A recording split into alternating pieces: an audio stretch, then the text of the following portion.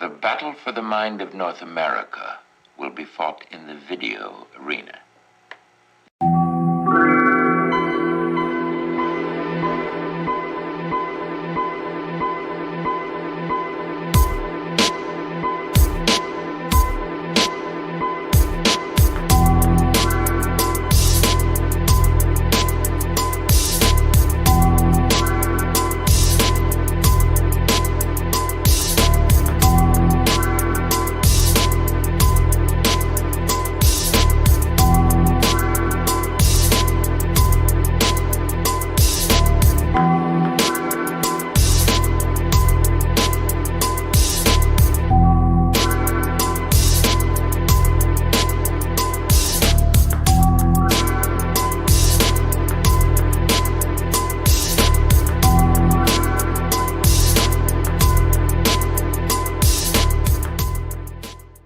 Now today, we're pleased to have a keynote speaker. Out of the 7 open meetings we've had, this is our 2nd keynote speaker, so we're very honored.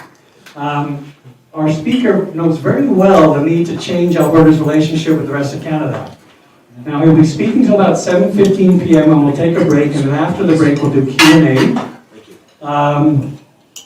Let's see, our speaker for tonight, I don't want to give away the name, I always like to use the name with a big intro, then there's a round of applause, and it's just awesome. He's an independent researcher and writer with a PhD in political science from the University of Alberta. He and his wife live in Edmonton, where they've been home educating their 11 children. A round of applause, please.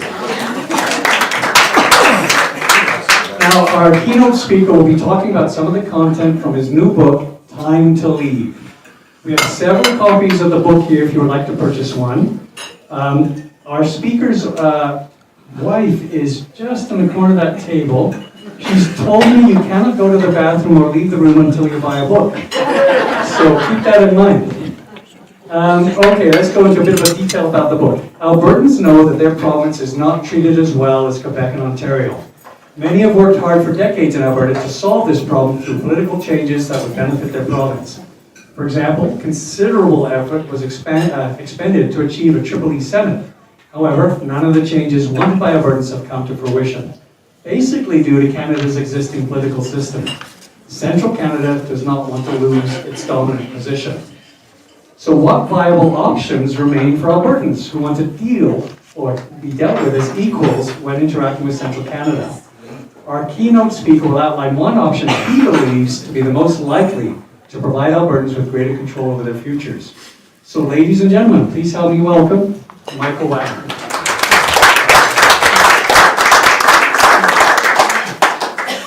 Thank you for that introduction. Do I have to turn it on? There should be a button by your thumb. Testing, it's working now, right? Good. Thank you for that introduction. I just have to get the right distance here for my eyes for my notes, because as I get older, it gets more difficult to read some of these things. So thank you for having me here. Just before I start, I want to mention there's a nice lady who started a new website. She said to mention this. The website's albertanation.com. She advertised this meeting, and she just collects information about Alberta and Alberta independence and puts it on one website in case anybody's interested in that. So my talk tonight is called The Alternatives Have Failed, Only Independence Will Work. So all of my talks are about history, and many people think that history is boring and irrelevant, but it's often very important. And when you're talking about Alberta's future, history is very important. There are well-meaning people in Alberta right now advocating different alternatives for Alberta, and many of them are proposing solutions that have been tried in the past and have failed, and there's no use trying to do what we've done before and that have failed. We can see from past efforts why many of them didn't work out, and the reason was the same in every case, and that was because the change that Alberta needed was in the hands of Central Canadian politicians. And if we want something done that will improve Alberta's situation, if we have to get the approval of Central Canadian politicians, it's not going to work. Because Central Canadian politicians are elected by Central Canadians, and they will do what's best for Central Canada because that's their job. Their job of Central Canadian politicians is not to help Alberta, not to make our situation better here, but to help their own people, and so that's what they will do. And so every proposed solution to Alberta's predicament that involves needing the approval of Central Canadian politicians will fail. And this is exactly what the last 50 years of history has shown. The only solution that can work is one where Albertans get to make the decision for ourselves without needing the approval of anyone else. So that's the solution I argue for in my talk, and that solution is an independence referendum. So right now, most Albertans realize that the federal government, under Justin Trudeau and the Liberals in particular, have been attacking Alberta and doing bad things for Alberta, and they're looking to the Conservative Party, for most Albertans are looking to the Conservative Party for a relief from what the Liberals have been doing in the federal government. And it's likely that in the next federal election, there'll be a Conservative majority government and Pierre Poilievre will become Prime Minister. Now, that would certainly be an improvement. But they're actually, just so you know, like recent polling in this week has shown that if Mark Carney wins the leadership of the Liberal Party, he will have erased Pierre Poilievre's lead and they'll be tied. So don't discount the possibility of another Liberal majority government. But I wrote this talk, earlier when the Conservatives had a much bigger lead, and so that's I'm going to kind of assume that Pierre Poilievre is going to win the next elections for the purpose of this talk. So Albertans are saying, well, let's just replace the Liberals with Conservatives, and everything's going to be okay. The Conservatives will take care of us, right? That's what so many people are thinking. But that sounds just like what happened in the early 1980s. Like we had Pierre Trudeau in the early 80s was attacking Alberta. He resigned, and then there was an election, and Brian Mulroney won. And everybody thought everything was going to be okay because Alberta had 21 members of parliament. They were all progressive Conservatives, all part of Mulroney's government, and Mulroney put some of them in the cabinet. So we had all of our MPs were in the government now, and they were going to take care of us. They were supposed to take care of us, because progressive Conservatives under Mulroney. But it didn't turn out that way. Because even though we had all of our MPs in the federal government, Mulroney's government still focused on doing what was best for central Canada, because that's the way Canada's political system works. As soon as we had our guys in the progressive Conservative government, still the federal government focused its attention on the concerns of central Canadians rather than the concerns of Westerners and Albertans. Now, one of the reasons for this, you have to remember, under Pierre Trudeau, the vast majority of Quebec members of parliament were in the Liberal Party and were therefore in the government caucus. So the vast majority of Quebec MPs were in the government caucus under the Liberals. And then with the 1984 election, the vast majority of Quebec MPs were in the Conservative caucus. So where Quebec had been voting for the Liberals and helping them to win the federal government up until 1984. Then in 1984, the vast majority of Quebec MPs became part of the Conservative government. So we had a dominant Quebec caucus, it dominated the Liberal government up until 1984. And then from 1984 onwards, you had a Quebec caucus dominating the Progressive Conservative government with Mulroney. So the political parties changed, but the dominance of the Quebec caucus in the federal government did not change. The Progressive Conservative Party became the dominant party in Western Canada in 1958 as a result of John Diefenbaker. Like John Diefenbaker was a populist politician from Saskatchewan, and because he was so popular out west, Progressive Conservatives began to dominate Western Canada, especially the prairies. And it was that way, right up until the Reform Party started. But it was so for decades, from 1958 onwards, the Progressive Conservative Party was seen as the party of the West. The West expressed its concerns to the Progressive Conservative Party, and up until 1984, like during the 1970s and up until 1984, Western MPs in the Progressive Conservative Party constituted almost half of the Progressive Conservative caucus. So the Progressive Conservatives, like the elected members in Parliament, close to half of them were from the West up until 1984, and so that party focused a lot of attention on Western Canada. But when the 1984 election came along, and the Progressive Conservatives won most of the seats in Quebec and Ontario, suddenly the Western MPs went from being almost half of the caucus to being only 1/4 of the caucus, because there were so many more MPs from Eastern Canada. And so the concerns of Western Canada suddenly dropped off from the priority of the Progressive Conservative Party, because now they were just a small percentage of the caucus rather than being close to half of the caucus. And this is this is the result of the Canadian political system. In order to win power, the Conservative Party has to win a large number of MPs in Ontario and Quebec. Like, that's just the way the Canadian system is. And so whenever whether the government is Liberal or Conservative, it will always have, most of its MPs will always be from Central Canada, and so that whether it's Conservative or Liberal, the focus of the government will always be on helping Ontario and Quebec. So this was actually shown very dramatically under the Mulroney government in 1986, when the Mulroney government awarded the CF-18 fighter maintenance contract to Quebec. Some of you will remember that.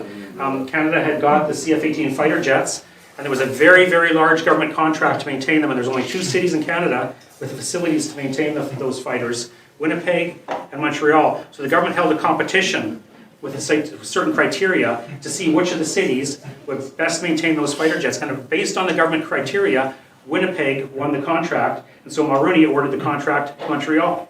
Because the central Canadian interests are always dominant in the federal government, and that will take a priority over even over the criteria that the government had set for that fighter contract.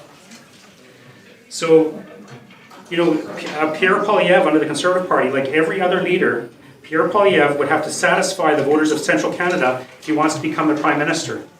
He can't escape that. Like, Pierre Poilievre would be much better than any Liberal leader, there's no question about that. Pierre Poilievre would be more favorable to Alberta, some of his policies would be better, there's no question about that. But the best that he could offer is a reprieve until the next Liberal government, because even if he becomes Prime Minister, excuse me, he'll just be Prime Minister for a few years and then we'll end up with another Liberal government. So the best that he can offer is just a reprieve from the attacks that we get. But even on top of that though, here, let me show you some headlines, news headlines I've got here. This is from the CBC just last month in January. Poilievre says he won't make any big changes to the equalization program, right? He's in favor of the equalization program, Pierre Poilievre is. And he has to be if he wants to win election, right? He wants to keep his seat. Exactly, so Pierre Poilievre is in favor of the current equalization program. He'd only make small changes, he said, if he makes any. Here's one from, also from the CBC from November 2023. Conservative leader Pierre Poilievre says he is not proposing Canada exit the Paris Agreement. Like the Paris Agreement on climate change. Canada's a signatory to that, and that's the basis for a lot of the policies against Alberta's oil industry. He's not going to pull out from the Paris Agreement like Trump did, because to help the American oil industry, but Pierre Poilievre will not pull out of the Paris Agreement, so he'll have to have some policies, to reduce Canada's, carbon emissions, and that will hurt Alberta's oil industry. And the final one here, this is from the Globe and Mail from October 2023. Alberta should stick with Canada Pension Plan, Poilievre says. So Poilievre does not want Alberta to pull out of the Canada Pension Plan. So these are three very major policy areas where Pierre Poilievre is not going to do what's best for Alberta because he has to gain support in central Canada.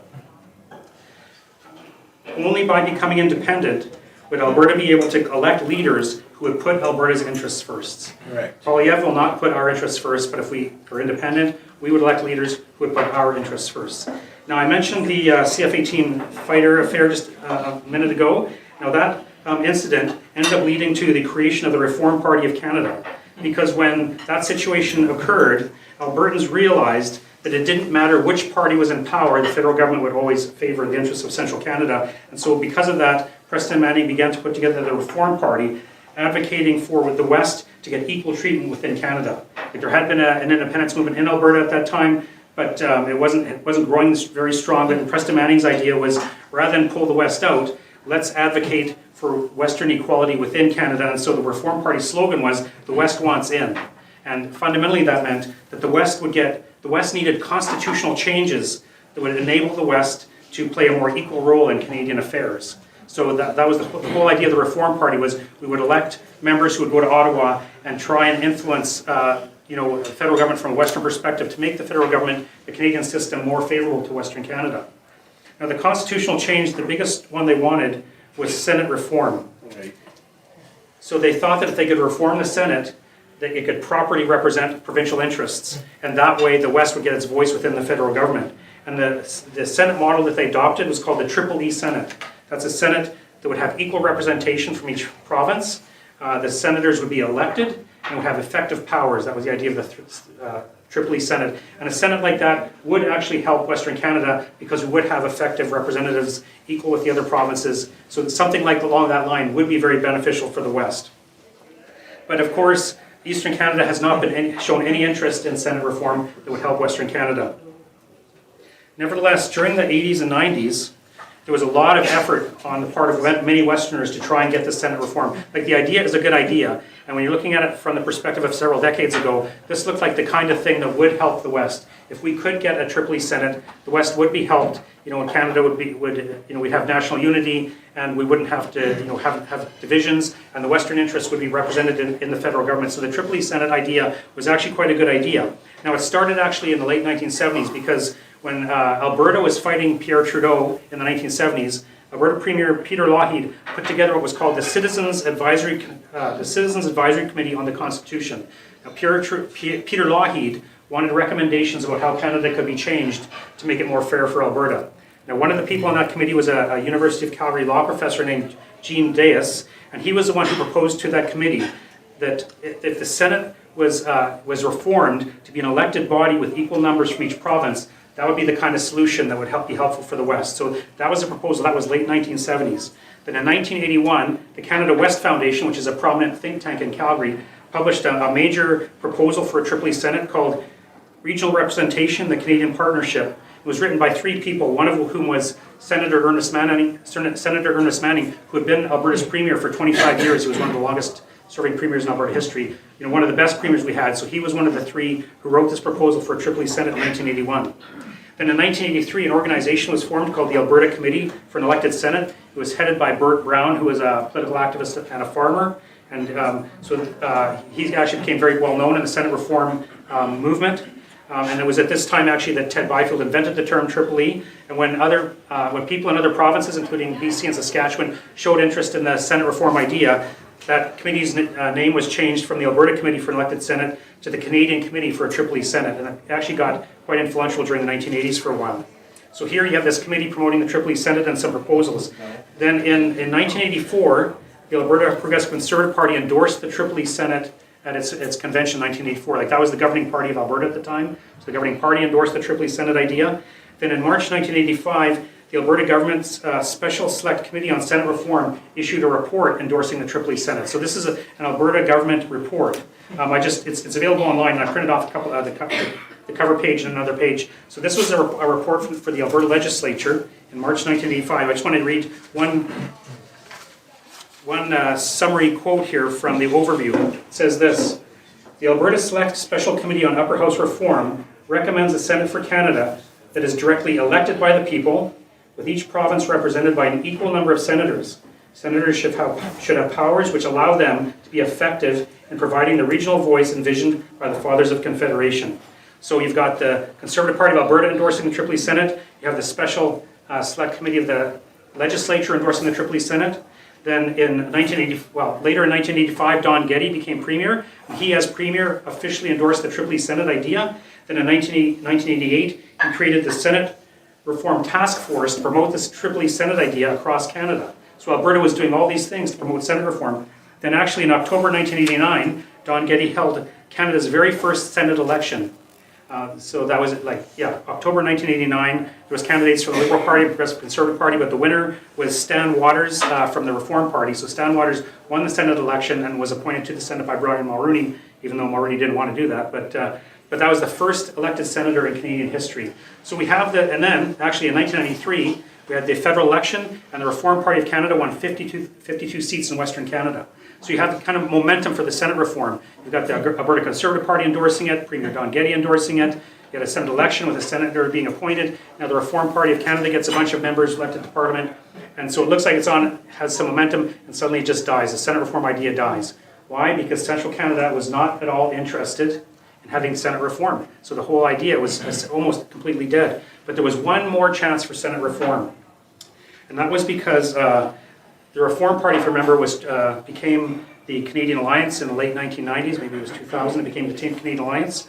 And one of the original leaders of the Reform Party, Stephen Harper, became the head of the Canadian Alliance. Then he worked with the Progressive Conservative Party of Canada. He merged his party with the Progressive Conservative Party to create the new Conservative Party of Canada. He became leader of the Conservative Party of Canada, and then he became Prime Minister in 2006. Now, Stephen Harper was personally very committed to the idea of Senate reform. And so as Prime Minister, he aggressively pursued Senate reform. So shortly after being elected, his government proposed a Senate reform bill in the Senate itself. And Stephen Harper appeared before the Senate committee that was studying that bill. And this is very unusual for a Prime Minister to appear before a Senate committee to testify on behalf of a bill. But he really believed in it. So he was willing to do that. A few months later, his government introduced a Senate reform bill into the House of Commons. So this bill, if it had been passed, would have authorized consultative elections like the kind that Alberta have, where you have a bunch of candidates, and the ones who win the most votes are recommended to the Prime Minister to be appointed to the Senate. So it's not the Prime Minister appointing his friends or people who have helped him in his political career. He'd have to select people who had actually received votes from the people in the province. So that was part of that bill, was to have those consultative elections. And also Stephen Harper wanted to put 9-year term limits on the senators who were elected. So those were the components of those bills, the Senate bill and the House of Commons bills. Now those bills, they died and didn't go forward, but over his first 7 years in office, Stephen Harper introduced 3 Senate reform bills into the Senate and 5 Senate reform bills into the House of Commons. So he tried it over and over and over again, and as the bills died, he'd reintroduce it because he really believed it. Then in July 2007, Harper appointed Burt Brown, who had been the leader of that Senate committee, to the Senate itself. Like Burt Brown had won, and Alberta had some subsequent Senate elections, as you might remember, like in 1988 and 2004, and Burt Brown won the elections in those, won the 1998 and 2004 election for the Senate, so Stephen Harper appointed him to the Senate. So this showed more, further, Stephen Harper's commitment to promoting Senate reform by appointing people who'd been elected. Then in May of 2012, the Quebec government initiated a reference case on one of Harper's Senate reform bills to the Quebec Court of Appeal. Like a reference case is where a government asks a court an opinion on something. So Quebec was essentially wanting to challenge what Harper was trying to do. So they asked the Court of Appeal in Quebec, can Harper actually go ahead with these bills? So when Harper saw what Quebec was doing, he decided to kind of do an end run around them, and he decided to do a reference case to the Supreme Court of Canada. So Harper would ask questions of the Supreme Court of Canada that would kind of supersede anything that would come from the Court of Appeal in Quebec. However, the Supreme Court of Canada essentially said to Harper that any of the changes that he wants to do require a constitutional amendment, so he can't do it. You'd have to, have all the 7 provinces agree, and so on, the whole process of constitutional amendment to make any kinds of changes that Harper wanted to do. So that essentially killed the Senate reform movement, because everybody realizes that it's almost impossible to have a constitutional amendment in Canada these days. So here's what we have to understand. We have a man who is really, really committed, personally committed to Senate reform in Canada. And he was thwarted every step of the way. He was thwarted by the opposition parties who were opposed to it. The Senate itself was opposed to reform. There was people in his own Conservative caucus who were opposed to Senate reform. Many of the premiers were opposed to Senate reform, and ultimately the courts were opposed to Senate reform. So he tried and tried and tried, and he had all this opposition. But he could not prevail. Harper could not prevail in the face of such intense opposition from Central Canada. So the lesson of this whole episode is this: if Stephen Harper couldn't do it, then it can't be done. If the Prime Minister of Canada can't make the changes that Alberta needs, there's nobody above the Prime Minister in Canada who could do something beyond what Stephen Harper tried. So we must realize that we tried very hard. We sent people to Ottawa to make the kind of changes that would to fix the system. But in the end, those attempts to change the system would fail. And no one will be able to do more than Stephen Harper did to try and reform the Senate. Now, it wasn't just the Senate reform either that he failed at. There's something that some political scientists call the Laurentian consensus. The Laurentian consensus is essentially the idea, the principle that the interests of Central Canada determine the important policy initiatives of the federal government, regardless of whether the Liberals or Conservatives are in power. So he became captive to that Laurentian consensus when he was Prime Minister as well. Now, as a Reform Party MP, he had been critical of the Laurentian consensus. But once he was in power, he was trapped by it and had to go along with it, because that's the dominating idea in Canada. And in fact, when he was first elected, he had a minority government. Then in 2011, he got a majority government. And so, of course, the majority government, he ends up with more MPs from Eastern Canada. So in 2011, with the majority government, he had 73 MPs from Ontario and a combined 72 from the Western provinces. From the 4 Western provinces, 72. From Ontario, 73. So he had more MPs just from Ontario than from the West. So who's he going to listen to when it comes to these important issues? He has to listen to Ontario and the majority of the MPs from Central Canada. So even if the West helps to elect a favorable Conservative government, that government will still support the interests of the Laurentian consensus, the interests of Central Canada. Even if we help to elect that West Conservative government, they'll still focus on the West. When even a Prime Minister as sympathetic to the West as Stephen Harper can't break away from the Laurentian consensus, it's clear that achieving independence is the only reasonable option left for Alberta to pursue our freedom and prosperity. Now, regardless of whether the Liberals or Conservatives are in power, Alberta contributes billions of extra dollars to the federal government, and Quebec receives billions of extra dollars from the federal government.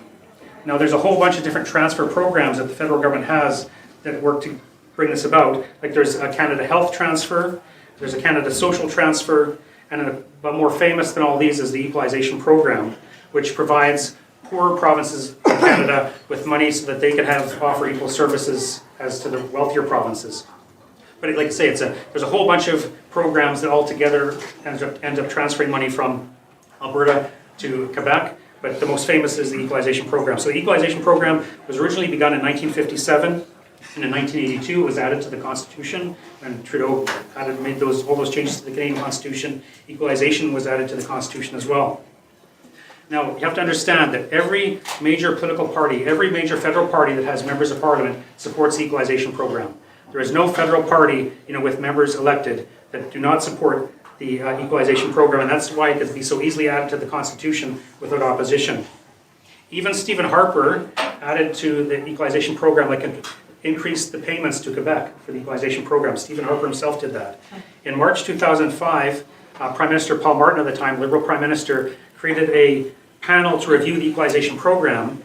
Now, in the meantime, Stephen Harper was elected as Prime Minister, so when that panel delivered its report in May of 2006, Harper was the Prime Minister, and the panel's report essentially recommended that more money be given to Quebec, and Harper went along with that recommendation to increase equalization payments to Quebec. Now, why would he do that? Well, he wanted to win members of Parliament in Quebec, right? Just like any other federal leader, he needs seats in Quebec, and he's not going to win more seats there by reducing their money or leaving it the same when a report recommends more. So he went along with that. Jason Kenney was part of that too. Yeah, that's right. Jason Kenney would have been a cabinet minister at that time. That's right. So he would have agreed with that too. Yeah. So, and I mean, generally speaking, people understand that Quebec receives more money than any other province under the Equalization Program. It benefits disproportionately. And of course, the reasons for that are, number one, the threat of Quebec separation. They get, it's an unstated kind of a thing, but they get equalization money because that reduces the possibility of them separating. And also, they get more money because federal parties need to win seats there, as I mentioned, and so no federal party is going to campaign for reducing payments to Quebec. And in fact, there's a book, there's a major academic book on the Equalization Program, and they mention in there too the importance of the Equalization Program for the Federalist cause in Quebec.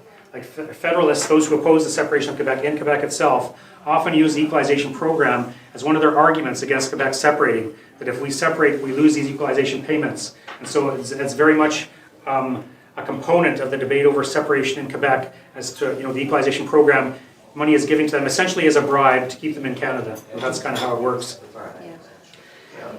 So let's face it, as long as Alberta remains in Canada, this will be the case. None of the major federal parties will challenge the Equalization Program because that would mean losing support in Quebec, and that goes for Pierre Poilievre as well, as I showed you with that headline. So the point is that over the last several decades, a number of very credible alternatives for Alberta have failed. Electing Brian Mulroney's Progressive Conservatives in 1984 did not solve Alberta's problems within Canada. And electing substantial numbers of Reform Party MPs in 1993 and 1997 did not solve Alberta's problems within Confederation. Electing Stephen Harper's Conservatives from 2006 to 2015 did not solve Alberta's problems within Confederation, otherwise we wouldn't be in the situation that we're in.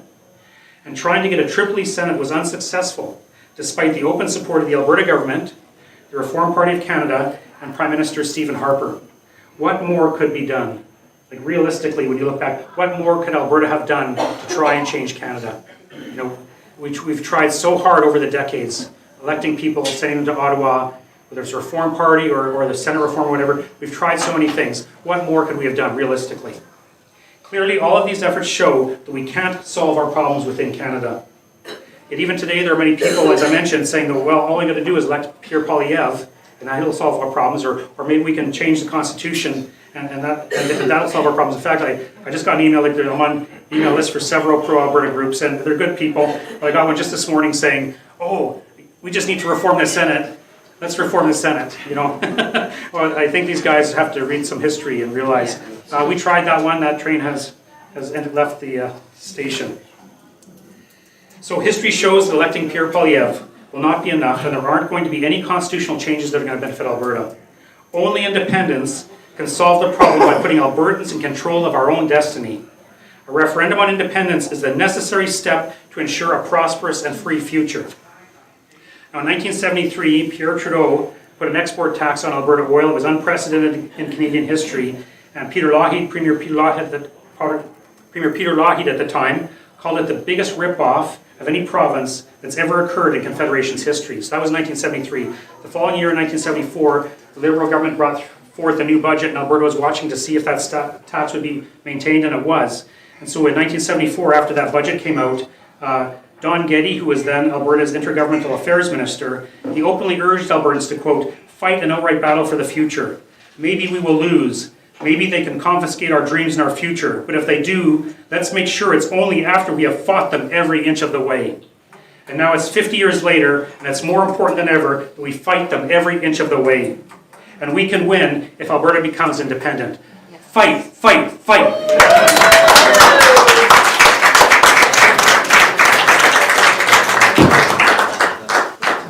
Okay, ladies and gentlemen, that brings us to our 15-minute break. A couple of things you need to consider. Michael's doing this because he's a nice guy. We need to help him out. So his wife, Ivy's over there. He's got some books on there. Please purchase them. That way money stays in Alberta rather than going to Quebec. We don't want Quebec to get the room. Also, you can't go to the bathroom unless you buy a book. So she's saying that's anyway, 15 minutes, we'll reconvene, and then questions galore. Michael is an expert on Canadian history, so we look forward to some questions after the break. I was just wondering what your ideas are about the Westminster Declaration of 1931, and if that has any real bearing on us being able to move forward with this Reformation. Because from what I understand from that Westminster, you can tell me if I'm wrong because I might not understand it completely, is that that was a declaration that was ratified, that actually does tell us that we actually are a republic unto ourselves if we want to exercise that right. I'm glad you asked that, because just in case someone asked that, I actually have printed off the Statute of Westminster. Just let me just get it out of my briefcase here. So there's been a video making the rounds about this, that maybe all the provinces are independent, but anyways, that pass to the expert. Yeah, so like I think it's I watched that video, I think it's called Illusion of Canada, or Canada's Canada, the illusion, yeah. And the group is called The Myth is Canada. Yeah, so my understanding, like I printed off the Statute of Westminster, like it's available in different places, right? So I think they misunderstand the Statute of Westminster, and especially they misunderstand Section 7, and in the video, they just kind of go over this really quickly, and they don't even explain it. So because they're claiming the Statute of Westminster is essentially a British Act of Parliament, and they claim that because of the Statute of Westminster, each of Canada's provinces was made independent. But under Section 7, Part 7, Section 1 says, nothing in this Act shall be deemed to apply to the repeal, amendment, or alteration of the British North America Acts 1867 and 1930, or any order, rule, or regulation made thereunder.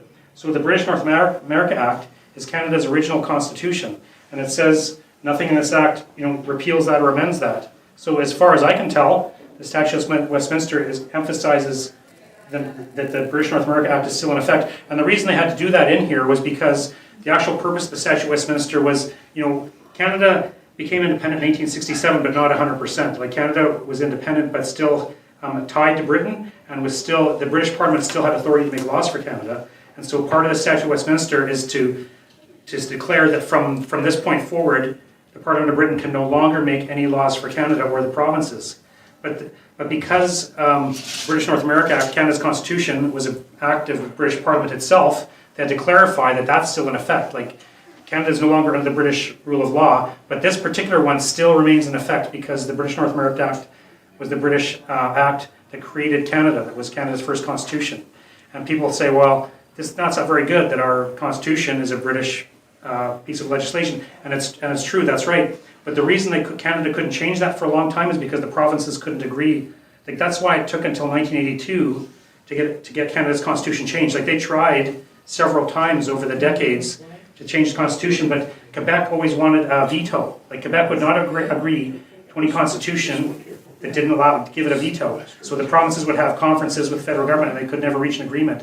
And so the British North America Act remained as a piece of British legislation that was Canada's constitution until 1982, and then they transferred it to Canada. Now they call it Canada Act 1980 or 1867. It's essentially the same thing. But anyway, as far as I can tell, the Statute of Westminster says the British North America Act is still in effect, which would mean the federal government and our system of government remained in effect.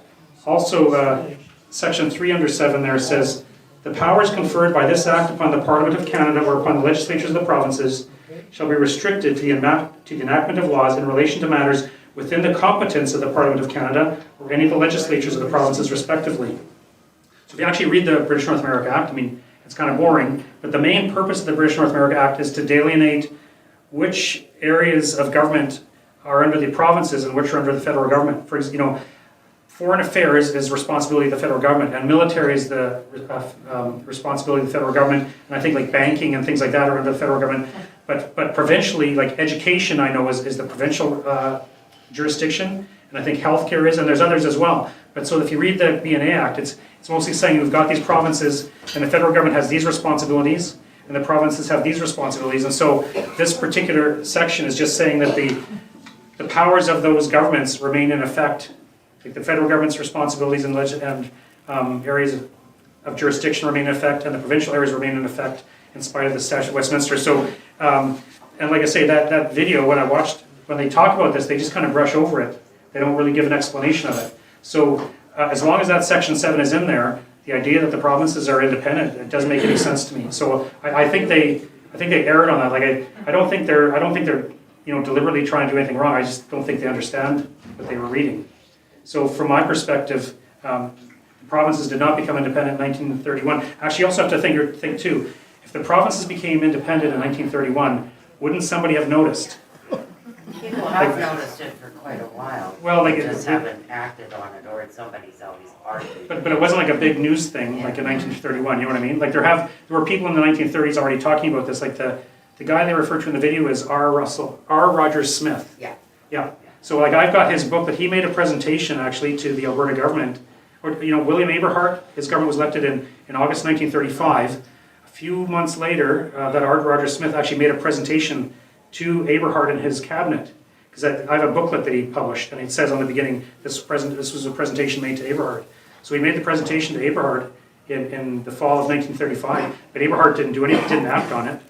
As far as I can tell, like I never heard anything that Aberhart did. So it doesn't seem that Aberhart went along with it, as far as I can tell.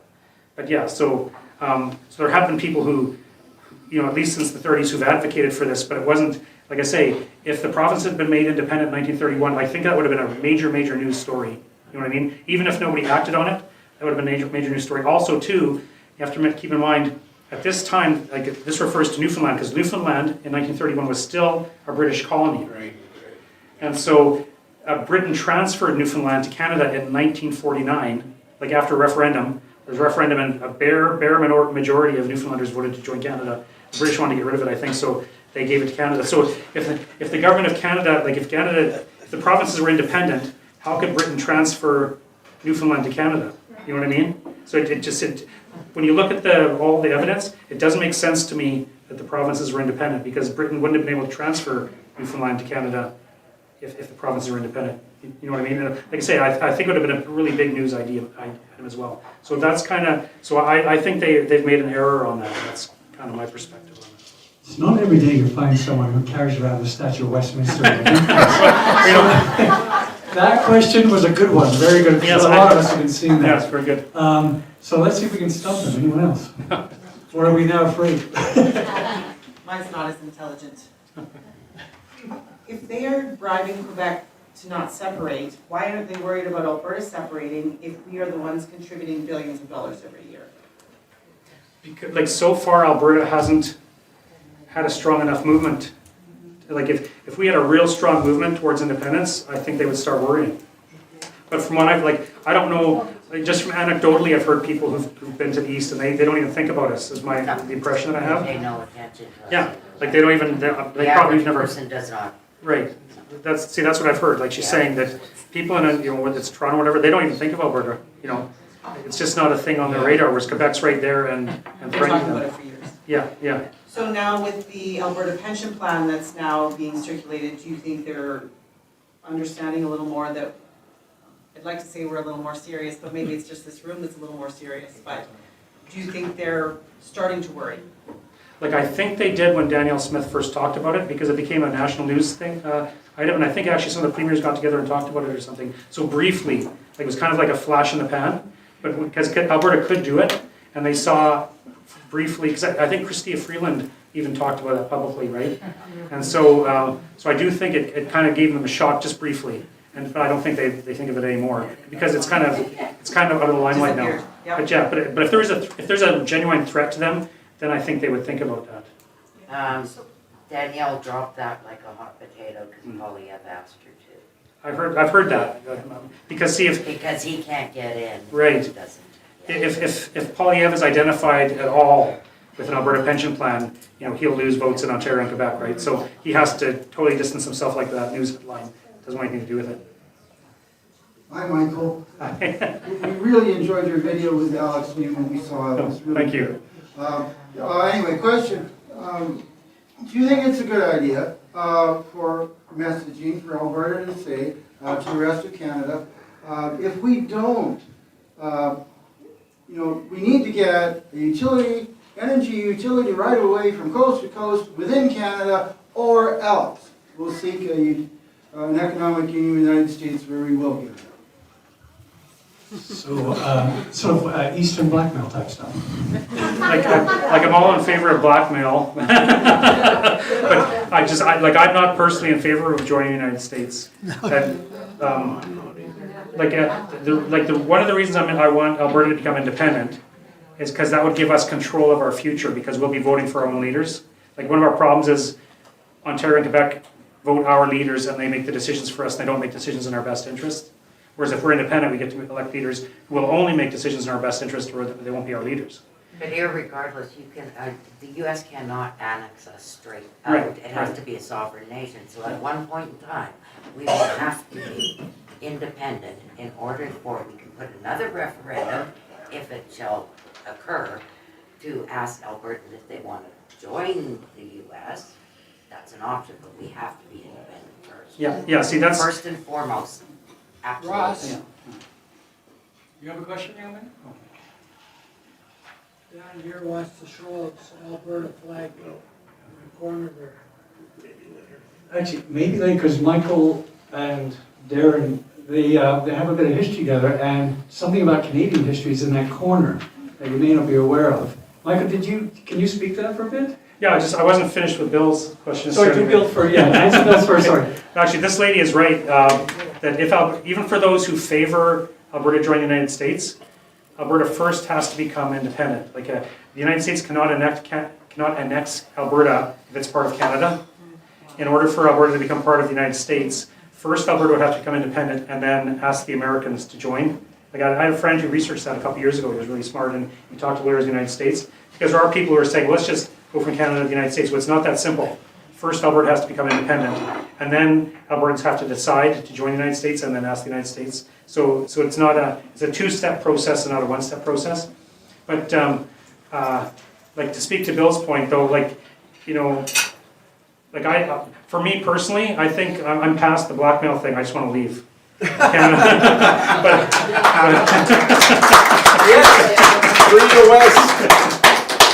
I mean, but what he's saying, it does make sense, you know. Like, let's give us our pipeline so we can export, or else get us out. I think a lot of Albertans would definitely agree with that. So I'm not opposed to that in principle, except that I'm already, I'm ready to go. So.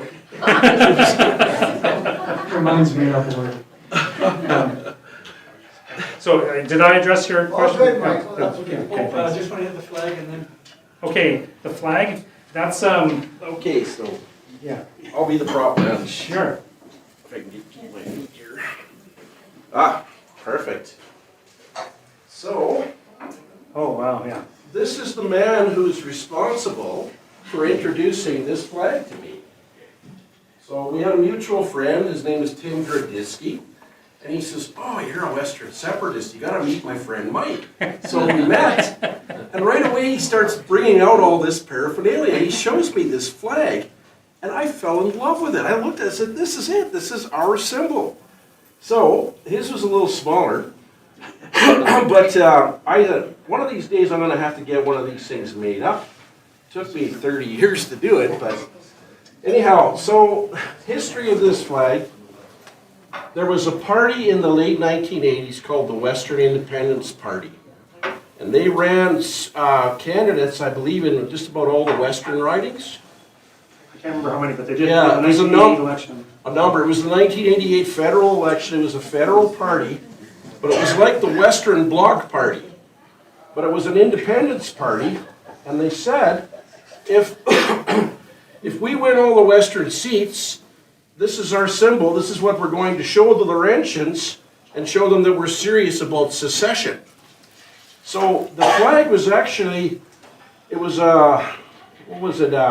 They had the Western Independence Party had a competition amongst their members to make up this flag that represented Western Canada, and a guy by the name of Dexter Dumbro won the prize. Like, he won the competition. So that's his flag. So I cannot take credit for it, but he left the country. Now, last I heard, he was in the Amazon basin replanting it. So he's some kind of a biologist or whatever. He has a business in Brazil. But he never did. He didn't put a trademark on it. So I had it searched. Nobody had it. So I bought the trademark for this, and pronounced myself the guardian of the flag. So I'm hoping that officialdom someday recognizes this as, at the very least, the regional flag of Western Canada. I don't like it being called Canada, but for point of reference, we'll call it Western Canada. I call it the Northwest Republic or whatever. These symbols are, it's a fascinating flag. This is the North Star. This is the anchor. Okay, every country, every family, every person needs an anchor. This is our anchor star. Each of these stars represents one of the western provinces and 2 territories. So the 4 western provinces, 2 territories. BC, Alberta, Saskatchewan, Manitoba, Yukon, Northwest Territories. That's what that represents. This here, if you look at this, what does that? The mountains, right. So if you took the map of Canada, Western Canada, and you turned it on its end 90 degrees, that's the topography of it. So you got your prairies, your foothills here, the mountains in Alberta and BC. And the colors, these are the colors as we know of the Anglosphere. So the Union Jack has the red, white, and blue, the stars and stripes, the Australian flag, the New Zealand flag. The only country in the Anglosphere that doesn't have blue in its flag is, you guessed it, Canada, the People's Republic of Canada, I call it. And I call them Maple Leaf, I call it Trudeau's flag, because Pierre Elliott Trudeau was the guy that popularized that flag. So anyway, that's it. Question for you. Is no doubt most of you are Albertans and you've been around the province. Have any of you ever seen a sugar maple tree growing in Alberta? No. I've never seen it. Correct me if I'm wrong, but so that symbol in the middle of that maple leaf flag, whose symbol is that? It's not ours. Okay, so you've got a red flag with no blue. It's got Ontario and Quebec for the bars, and in the middle is their tree. What are we doing in this ridiculous circus, this Laurentian circus, as Albertans? Why are we still in this? Americans would have taken up arms and would have separated a long time ago. So that's just my political commentary. That's what it is. So Okay, thank you, someday to market this. Some more history. Now we've got another question. Okay. Thank you, Michael. I might be redundant with Charlene's question with regard to the crown. Is the crown the same as the BNA, the British National Act, or no? British North American Act? North American Act. Like, it's not the same thing, but in the British North America Act, and which is now the Canada Act 1867, the British monarch is made the executive power of the government. So, like, in the United States, the president is executive power. For Canada, it's the monarchy, and the prime minister works, in theory, in the service of the monarch. And then the governor general is the Queen's or the monarch's representative in Canada. How do we get out from underneath that? Pardon me? How do we get out from underneath that as a country? Like, yeah, Alberta could, if Alberta separated, we'd spread our own constitution, we'd be out from under that if we wanted. Canada would have to have a constitutional amendment. Now, the constitutional amending process for Canada, you have to have a minimum of 7 provinces representing at least 50% of the population, and the House of Commons and the Senate have to vote in favor. So it's virtually impossible to get a constitutional amendment in Canada because it's very hard to get 7 provinces to agree, and they represent at least 50% of the population. And the reason they put that in there is to make sure either Quebec or Ontario has to be one of those two. So then Alberta becoming separating or independent. Would be the simplest way. Then that's the only way that it's going to happen. It's more likely that way. It's more likely to happen. Yeah. Let's do it. All right. Now we're working on it. Can you describe for us exactly what the Governor General has over, let's say, the Prime Minister? What authority does the governor, since they represent the monarchy in Canada, what exactly do they have as power over our Prime Minister? Can you explain that? Like if you read the Constitution, if you read the Constitution literally, the Governor General and the monarchy have complete control over the government of Canada. But in practice, it doesn't work that way. Canada's kind of a really weird political system because it evolved over time.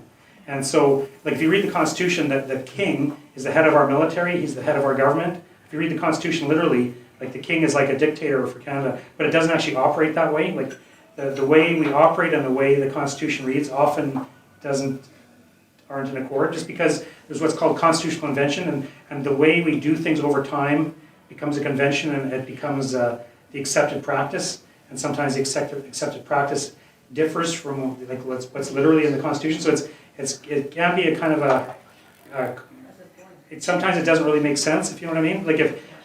If you study it deeply and stuff, you can put it all together. But if you I remember actually one of the things I did when I was a graduate student at the University of Alberta, we had to practice giving talks, and so we were put into you were given an undergraduate class. And you have to go in and make them interested in something that you're talking about. So I decided just to go in there and read the part of the Constitution to them.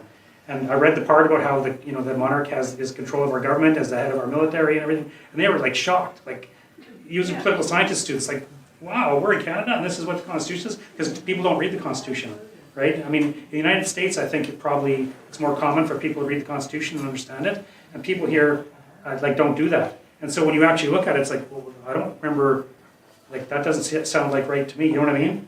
Because the evolution of our political system has kind of drifted away from some of what it's actually written in the Constitution. You know what I mean? So like I say, technically the monarch is the head of our government and has complete control over it, but it doesn't really work that way. The Prime Minister has the most power of any official in the Canadian government. But you wouldn't necessarily know that by reading the Constitution. But the Governor General is basically a symbolic. Yeah, in practice now, yeah. Does have powers, but will never use it. That's right. The Constitution gives the Governor General the powers, because the Governor General represents the monarchy. Governor Generals have no idea how to use it. Yeah, that's quite possible. It's a symbolic appointment. It is a symbolic appointment now. Just that's right. They have no knowledge of the system, no knowledge of the Constitution. I mean, it's a prestige thing. If someone asks you to be the Governor General, you're not actually going to go there and exercise power, but you want to. You get the pomp, you get a house, and and all these special privileges and perks. And perks. Exactly. And to kind of supplement Michael's point about the monarchy and stuff, if you buy a .ca domain name, let's just say michael.ca, for example, in order to register a .ca, you have to be one member of the monarchy, and from the British monarchy is actually part of the criteria to get a domain name.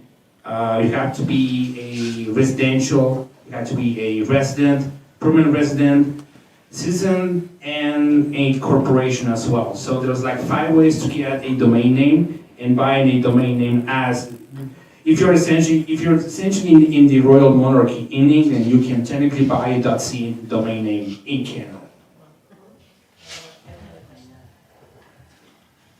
So one of the arguments against separatism is that we would leave BC on its own without access to the rest of the country. Can you comment on that? Yeah, well, like, see, the process for independence in Canada, according to Canadian constitutional law, is a province has to hold a referendum, with a clear question, and a clear majority of people have to vote in favor. And so that referendum with a clear majority in favor sets off negotiations towards that province's independence. So, like, let's say Alberta had a successful independence referendum, negotiations would immediately start with the federal government and the other provinces. So Quebec, or like BC and Alberta, would have opportunity to negotiate because we want access to their coasts, we can export our stuff, and they want access to get their products across to Eastern Canada, so we both have something to give each other, you know what I mean? So I know a lot of people think that if Alberta votes for independence, everybody's gonna blockade us and we're gonna be on our own. But I don't understand why. Like, why would they do that? It doesn't make sense. It's in everybody's benefit to negotiate good trade agreements. Like, you know what I mean? Like, why would, like, it would hurt Canada to boycott, to blockade Alberta if we became independent. It would hurt them financially. And why would they hurt themselves just to spite us? Like, it doesn't make sense. People aren't going to give up their jobs and their prosperity just to thumb their nose at Alberta. They're still going to want their prosperity. We want ours. We can make really good agreements, and also with the United States, they still take a lot of our oil. So, like, I don't see Alberta's geographical position in any way being an argument against independence, because it all has to be negotiated anyway. And people are going to negotiate what's best for their interests, not what hurts Alberta. Can I make a commentary on that, what you just said? Yeah, like... Sorry. Oh, can I just make a commentary, Ross, on what he just said? Sure. What do you suppose would happen if Alberta took the lead, as it historically does, and seceded? Right away, northern BC, along with interior BC, we're filled with people that think just like we do, independent-minded people, would look at this and say, wow, we're going to be cut off from the rest of the country. What are these Albertans doing? Maybe we should go with them. Saskatchewan would follow next, I believe, and then maybe conservative Manitoba. So it'd be like a domino effect, especially if the Laurentian government is broke, which it is, and it's in disarray. So, Interesting thoughts about the future. yeah, you don't think we're just gonna, these Albertans are gonna leave and we're gonna be landlocked. That's not the way it's gonna play out. It's gonna be the only, when you look at BC, I call it the People's Republic of BC because of the lefty lunatics that live in the Vancouver and Victoria area. They keep voting NDP. Let them become a city-state, like Singapore. And the rest of the province, BC, would follow us, providing we take the lead. That's the hard part we're trying to get to. Right. If we can overcome our own internal struggles and vote to secede, they will follow and Saskatchewan will follow them. And then we will have a Western Federation. Each of these provinces are so-called, I hate calling them provinces because it denotes servitude to the Laurentian setup or whatever, these provinces would become independent nation states, and we could form a real confederation under our flag. Okay, thank you. Yes. Hi. Sorry, I missed the first half of your session. I'm late. Apologize. I'm just wondering, so in the Constitution, is there anything written there, like if we seceded, right? We're not just going to be another independent country still subject to the British, are we still going to be that, or are we going to be like that? Like, that would be up to Albertans after the secession, because we'd have to drop a new constitution from scratch. So, like, first we would vote for independence, and then in our negotiations with the government, work out what that actually entails. But we'd have to start from scratch and write a brand new constitution. So theoretically, we could have it either way. It depends on what the majority of Albertans wanted, right? So my sense would be the majority would probably want to get away from monarchy. But I mean, like I say, it would be up to the vote. Like, there'd probably be a referendum on the new constitution, right? A constitutional republic. Like, that's a likely. Our own constitution. So yeah, so we wouldn't be under the BNA Act anymore. We'd be starting with something brand new. Like there'd probably be like a constitutional convention or something with representatives to put that together. I think Dennis Snowdry did up a draft constitution for Alberta as part of the Alberta Prosperity Project. So he's got an outline that he thinks might be Absolutely. Prepare ahead of time. Yeah. So you've had one over, I'll come back to you in a second. How do you feel about Sovereignty Act that has been drawn up and used here in Alberta? Do you see it going anywhere?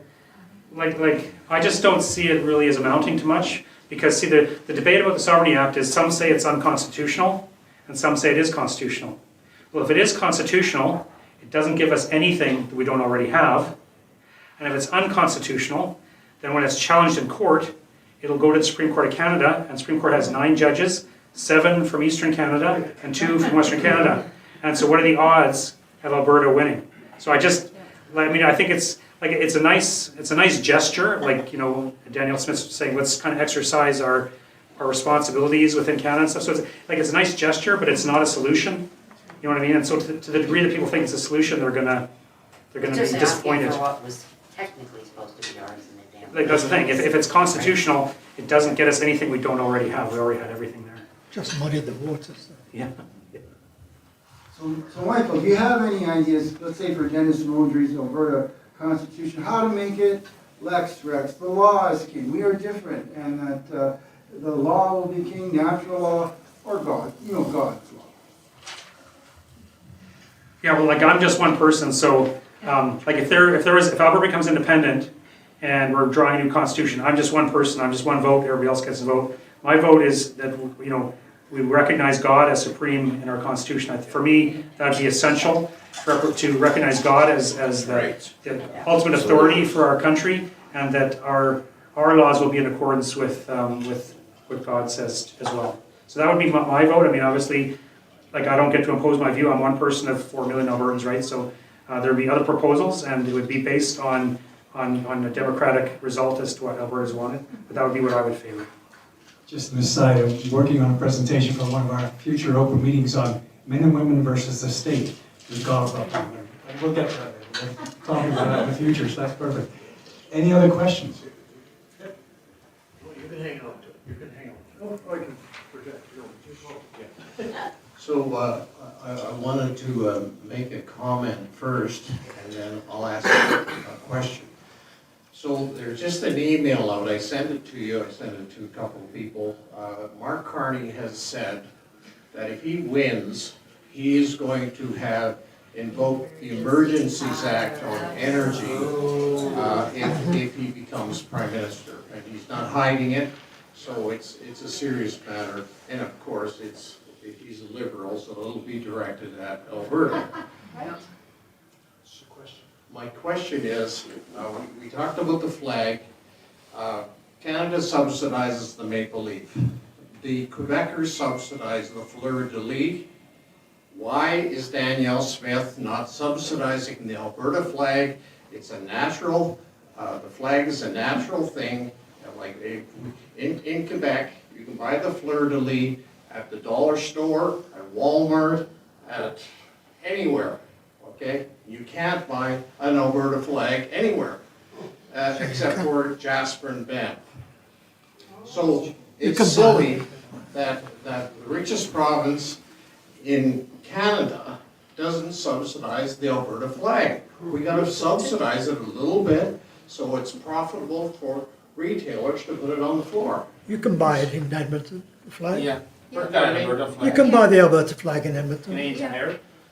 We have. On Gateway Boulevard, there's a store that sells Yeah, it. I bought some there, but those are full price. The reason why you can't get them retail is because it's not subsidized. If the Quebec flag was subsidized, it wouldn't sell, but it sells because it's subsidized. The same thing with the Canadian flag, which Sheila Kopp subsidized decades ago. Any thoughts about trying to get the Alberta flag more commonplace in Alberta? Well, like one of the things we need to develop in Alberta is like more of an Alberta identity. And so I'm all in favor, anything that gets the Alberta flag more prominent, like I'm in favor of that. Like, I think the Alberta flag is a beautiful flag. It is. And I like to see it everywhere. So You know, if it was less expensive and more people bought it, I'd be in favor of that. Great, and just, So why not just fly the Republic of Alberta flag?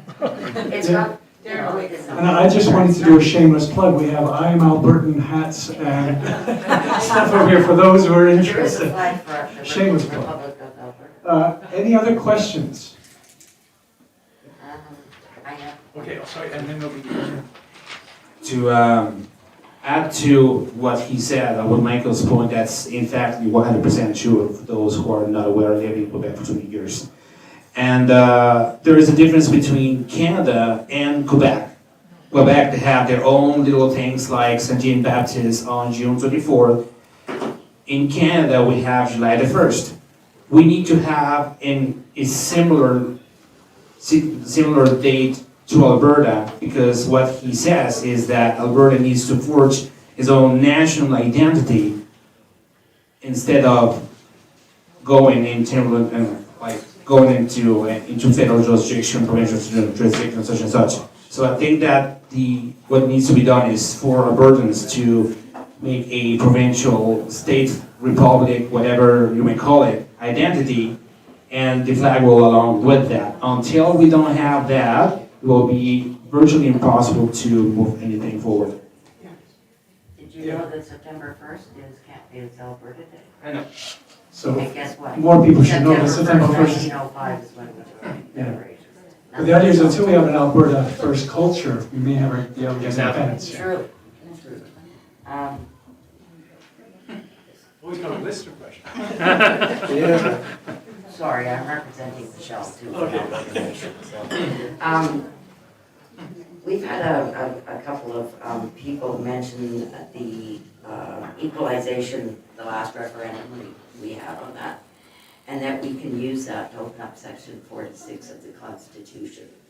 What's your thoughts on that? Like, I think that was a misunderstanding because, see, the equalization referendum, I think that was like October 2021? 2021, I think. Yeah. So Jason Kenney thought that we could hold a referendum on a constitutional, like there was the important Supreme Court decision for independence is the secession reference decision of 1998. And that was started in 1995. Remember, Quebec almost voted for secession in 1995. So the federal government set a reference case to the Supreme Court of Canada asking if Quebec could unilaterally declare independence from Canada. And the Supreme Court said no, Quebec could not unilaterally declare independence from Canada. However, and this is what I mentioned earlier, if Quebec held a referendum on independence with a clear question and a clear majority voted in favor, that would force the federal government to negotiate for Quebec's independence. Now, some professors actually misinterpreted that to Jason Kenney and said, that means if you hold a referendum on any constitutional question, the federal government's required to negotiate that. But that's not what the decision said. It said it had to be on an independence referendum. And so the referendum in 2021 on the equalization and the Constitution, that did not fulfill the requirements of the Supreme Court's decision. And so the federal government just ignored it, and that was the federal government's had no obligation to negotiate that, because the Supreme Court said it had to be an independence referendum, not a referendum on some kind of constitutional question. So Jason Kenney got bad advice, or went along with it, or whatever, and there was no reason. I mean, Jason Kenney might have held that for other reasons. He might have understood that that wasn't going to work, but as a way of getting people to the polls or something like that. But I've heard things like that. But the fact of the matter is, there was no obligation on the federal government to do anything after a referendum on the equalization program.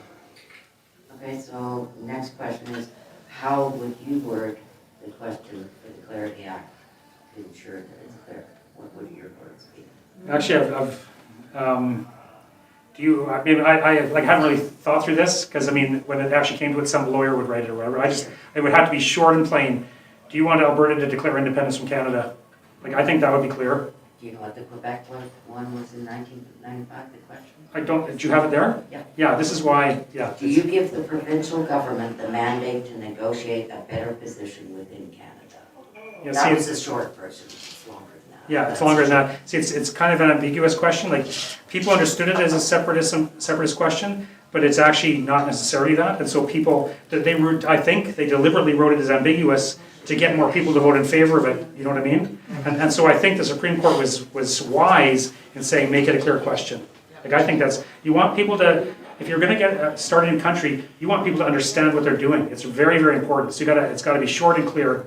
And so the Supreme Court was right on that. And I also think they're right on having a clear majority, like not just 50% plus one, because when you're deciding on tax rates and where roads go, 50% plus one is fine. But if you're starting a new country, you need buy-in from the population. You can't have someone change their mind the next day, right? And then you're going back the other way. So you gotta have a majority that's clear enough that if some people change their minds, you still got a majority afterwards. Last question. Do we have to have the 5 pillars like EI, taxation, pension, policing, military, all in place before we declare independence, or a referendum rather? And why? Can't we do it without? Why are we wasting time trying to get all these things in place, the ducks in a row, before we go to the referendum? It would be, like, in an ideal world, it'd be nice to have the police and all these other things first in an ideal world. But if we set those as things we have to achieve first, we'll never become independent. And that's the thing. The ship's not going to sail if we want to, Right. keep doing that. See, the opportunity for independence, there will be, like, I think what will happen, there'll be some kind of crisis that will lead Albertans to feel like now is the time for independence, and then that's when we got to move. And we can't, like, set obstacles for ourselves. Well, first we'll do this, because by the time you've done all those, it's like you're never going to get anywhere. You can't set obstacles. It's got to be independence. Like, you can work for those in the meantime. There's nothing wrong with those things. If people want to work for them, that's fine. But you can't say those have to be done first, because then it'll just never happen. Exactly. Because, like, if you follow, like, Kosovo declaring independence, Estonia was another one. So when you declare independence, they give them a transition period of 18 months to 2 years to get all those things in place, which I suspect would be about the same case. So instead of wasting time, not wasting time, but trying to get all your ducks in a row, it's not going to happen. Okay, last chance for a question? Over here. Over there? Yes. Just quick before you get there. Do you think we're close to this crisis? You just said it needs a crisis for this to happen. Do you think we're getting close to that with the tariffs and all these discussions, 51st country, blah, blah, blah, blah, on and on you can go? Like, it's Sorry. I promise you we'll get there. Promise. It's quite possible, because we had kind of a minor crisis in 2019 when Justin Trudeau was reelected. There was a surge of anger in Alberta. We got what was called the Wexit movement. We had really big meetings of hundreds of people. Then that faded away because COVID came right on after that. But that's one of those, if the Liberals are re-elected in the next election, I think that would be the kind of crisis that would lead it. And even actually with what Gary said, if Carney got elected and declared Emergencies Act and took Alberta's oil, that would do it. Like, I'm quite confident that would do it. So those things. You're ignoring the next pandemic. Here's the That would keep us solution. in our houses. Darren, you don't need a mic. Here's the solution. If you want a free Alberta and you want to secede, the next federal election, vote Liberal. If our vote counted, actually counted or meant anything, why not? Bring them in and say, okay, get people stirred up and. That was not what I was expecting you to say.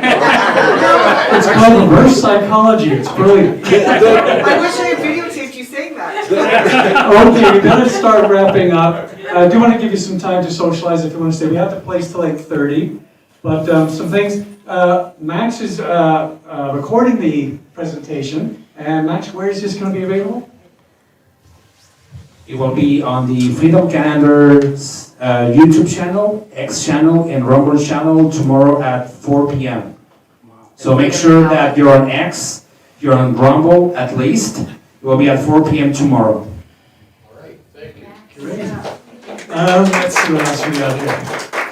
Oh, there's a bunch of stuff on the tables. Feel free to check if you want on the Alberta First Pension, on the Alberta Prosperity Project. So feel free to check into those.